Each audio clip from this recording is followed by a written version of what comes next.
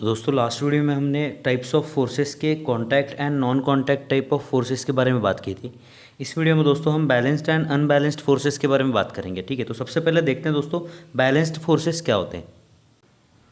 तो balanced forces क्या होते हैं, देखिए दोस्तों, if body do not change the state under the action of forces then those forces are called as balanced forces. मतलब कोई भी ऑब्जेक्ट है, उस पर कुछ फोर्सेस लग रहे हैं और उस फोर्सेस के वजह से उस बॉडी का अगर स्टेट चेंज नहीं होगा ना, तो उन फोर्सेस को दोस्तों बैलेंस्ड फोर्सेस बोला जाएगा। ठीक है, फिर से एक बार देखिए दोस्तों, मान लेते हैं ये एक ऑब्जेक्ट है जो रेस्ट में है, स्टेशनरी है, और मान लेते हैं इसके ऊपर देखिए इस डायरेक्शन में 10 न्यूटन का फोर्स लग रहा है और इस डायरेक्शन में 10 न्यूटन का फोर्स लग रहा है।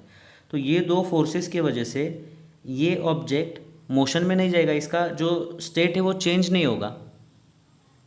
ये रेस्ट में था, ये फोर्सेस की वजह से ये बाद में भी रेस्ट में ही रहेगा।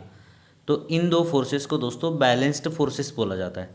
ठीक है, क्योंकि ये दो फोर्सेस की वजह से इस ऑब्जेक्ट का या फिर इस बॉडी का स्टेट चेंज नहीं हो रहा है।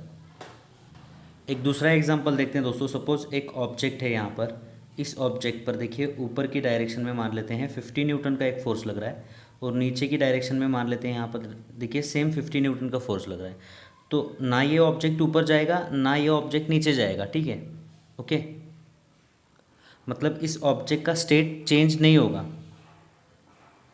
तो इन दो फोर्सेस को दोस्तों बैलेंस्ड फोर्सेस बोलेंगे हम। अब देखते हैं दोस्तों ये अनबैलेंस्ड फोर्सेस क्या होते हैं। तो अनबैलेंस्ड फोर्सेस क्या है, देखिए, if body changes state under the action of forces then those forces are called as unbalanced forces. For example यहाँ पे देखिए एक ऑब्जेक्ट है और इस ऑब्जेक्ट पर देखिए दोस्तों इस डायरेक्शन में मान लेते हैं 10 न्यूटन का फोर्स लग रहा है और इस डायरेक्शन में 5 न्यूटन का फोर्स लग रहा है। तो ये ऑब्जेक्ट किस डायरेक्शन में मूव करेगा दोस्तों, देखिए ये जो ऑब्जेक्ट है वो जाहिर है इसी डायरेक्शन में मूव करेगा, जिधर ज़्यादा फोर्स है उस डायरेक्शन में मूव करेगा। तो इन दो फोर्सेस को दोस्तों अनबैलेंस्ड फोर्सेस बोला जाता है। ठीक है, यहाँ पे देखिए ये फोर्स इसको बैलेंस कर रहा है, ये फोर्स इसको बैलेंस कर रहा है, इसलिए ये बैलेंस्ड फोर्सेस जो है। यहाँ पे दोस्तों ये इसको बैलेंस नहीं कर पा रहा है, ये फोर्स ज़्यादा है तो मोशन इधर हो जाएगी। इनको अनबैलेंस्ड फोर्सेस बोला जाता है। एक और एग्जांपल देखते हैं। सपोज ये ऑब्जेक्ट है दोस्तों, इस ऑब्जेक्ट पर देखिए ऊपर की तरफ मान लेते हैं यहाँ पे 50 न्यूटन फोर्स लग रहा है और नीचे की तरफ मान लेते हैं यहाँ पे देखिए 20 न्यूटन फोर्स लग रहा है। तो ये जो ऑब्जेक्ट है ये ऊपर की तरफ मूव करेगा। ठीक है, तो ये दो जो फोर्सेस हैं इनको अनबैलेंस्ड फोर्सेस बोला जाएगा। अनबैलेंस्ड फोर्सेस की वजह से जो है स्टेट चेंज होता है, बैलेंस्ड फोर्सेस की वजह से स्टेट चेंज नहीं होता।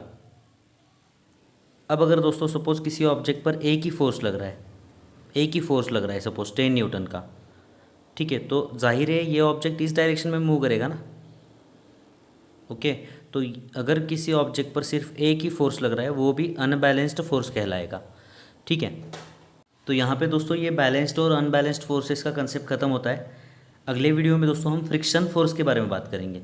ठीक है, तो मिलते हैं दोस्तों आपसे अगली वीडियो में। धन्यवाद। इस चैनल को सब्सक्राइब करिए और अपने दोस्तों के साथ प्लीज़ शेयर करिए। Thank you.